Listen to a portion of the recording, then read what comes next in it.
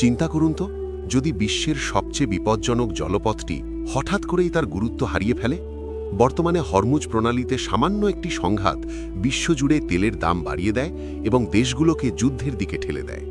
কিন্তু এমন এক পৃথিবীর কথা ভাবুন যেখানে সূর্যই হবে সব শক্তির উৎস। কোনো তেলের ট্যাঙ্কার থাকবে না জ্বালানি নিয়ে কোনো নিষেধাজ্ঞা। যদি পৃথিবী মধ্যপ্রাচ্যে তেলের উপর নির্ভরশীলতা পুরোপুরি বন্ধ করে দেয়, তবে ইরান ও যুক্তরাষ্ট্রের কয়েক দশকের এই সংকটের চেহারা কেমন হবে? গত ৪০ বছরেরও বেশি সময় ধরে ওয়াশিংটন এবং তেহরানের মধ্যে উত্তেজনার মূল কারণ একটিই: এনার্জি সিকিউরিটি বা জ্বালানি নিরাপত্তা। যুক্তরাষ্ট্র পারস্য উপসাগরকে বিশ্ব অর্থনীতির প্রধান ধমনী মনে করে, আর ইরান সেই ধমনীর উপর নিয়ন্ত্রণকে তাদের সবচেয়ে বড় শক্তি হিসেবে ব্যবহার করে। বর্তমান বিশ্বে ইরান যদি হরমুজ প্রণালী বন্ধের হুমকি দেয়, তবে পুরো বিশ্ব অর্থনীতি কেঁপে ওঠে। কিন্তু সৌরশক্তির পৃথিবীতে এই তেল অস্ত্র কাজ করবে না। তেলের পথ পাহারা দেওয়ার প্রয়োজন না থাকলে পারস্য উপসাগরে যুক্তরাষ্ট্রের বিশাল নৌবাহিনীর উপস্থিতিও কমে আসবে, যা সরাসরি সামরিক সংঘাতের ঝুঁকি কমিয়ে দেবে। অর্থনৈতিকভাবে ইরানের উপর এর প্রভাব হবে বৈপ্লবিক। বর্তমানে ইরানের অর্থনীতি অনেকাংশেই তেল রপ্তানির উপর নির্ভরশীল, যার ফলে যুক্তরাষ্ট্রের দেওয়া নিষেধাজ্ঞা তাদের উপর বড় প্রভাব ফেলে। পৃথিবী যদি সৌরশক্তিতে চলে, তবে ইরানের কালো সোনা বা তেলের কোনো মূল্য থাকবে না। তবে ইরানের কাছে একটি গোপন অস্ত্র আছে। ভৌগোলিকভাবে তারা বিশ্বের অন্যতম সেরা সৌর বিকিরণ অঞ্চলের অধিকারী। তেলের বিশাল খনির বদলে ইরান তখন একটি গ্রিন এনার্জি হাব হয়ে উঠতে পারে, যা প্রতিবেশী দেশগুলোতে বিদ্যুৎ রপ্তানি করবে।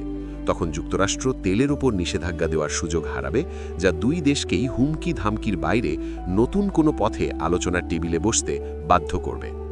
ভূরাজনীতির দিক থেকে পেট্রো ডলার ব্যবস্থা, যেখানে বিশ্বজুড়ে ডলারে তেল কেনাবেচা হয়, তা ভেঙে পড়বে।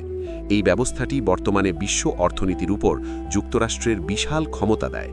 যদি সৌরশক্তির মাধ্যমে জ্বালানি ব্যবস্থা বিকেন্দ্রীভূত হয়ে যায়, তবে ইরানের মতো দেশগুলোর উপর যুক্তরাষ্ট্রের এই আর্থিক নিয়ন্ত্রণ আর থাকবে না। তখন লড়াইটি কার কত তেল আছে থেকে বদলে গিয়ে কার কাছে ভালো প্রযুক্তি আছে তাতে রূপ নেবে। সমুদ্রের নিচে তেলের সন্ধানের বদলে তখন রূপো, সিলিকন এবং ব্যাটারির খনিজের জন্য প্রতিযোগিতা শুরু হবে। পরিশেষে সৌরশক্তির পৃথিবী মানেই যে শতভাগ শান্তি তা নয়, তবে এর ফলে যুদ্ধের কারণ বদলে যাবে। ইরান যুক্তরাষ্ট্র সংকট তখন বিশ্ব অর্থনীতিকে জিম্মি করার লড়াই থেকে সরে এসে একটি স্থানীয় আঞ্চলিক বিরোধে পরিণত হবে।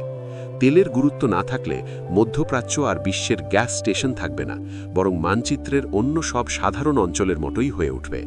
এটি হবে এমন এক পৃথিবী যেখানে জ্বালানির উপর সবার সমান অধিকার থাকবে এবং বিংশ শতাব্দীর তেল নিয়ে যুদ্ধের কালো ছায়া অবশেষে মুছে যাবে।